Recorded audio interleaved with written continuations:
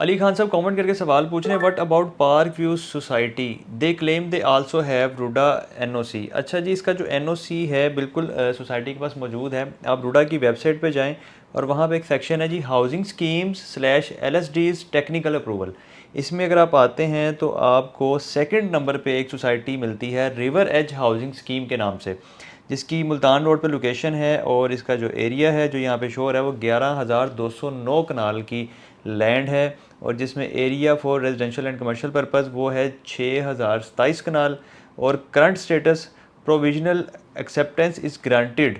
और इसके बाद आगे वो सारी डिटेल्स आप पढ़ सकते हैं। तो देखिए, टेक्निकल अप्रूवल तो सोसाइटी के पास है और रोडा का एनओसी है। और मैं ये हाउसिंग सोसाइटी का नाम भी आपको बता दूं जी, रिवर एज हाउसिंग स्कीम जो नाम है, ये पार्क व्यू सिटी का ओल्ड नेम था, पुराना नाम था। यानी कि अलीम खान साहब ने जिनसे ये सोसाइटी खरीदी थी तब इस सोसाइटी का नाम था रिवर एज हाउसिंग स्कीम, और उसके बाद फिर इन्होंने इसका नाम चेंज कर दिया था पार्क व्यू सोसाइटी के नाम से, पार्क व्यू सिटी लाहौर के नाम से। अगर आप गूगल पे जाके सर्च करें रिवर एज हाउसिंग स्कीम, तो जब आप इसको सर्च करेंगे तो सामने आपके पार्क व्यू सिटी लाहौर ही आएगी। तो इनके पास एनओसी मौजूद है।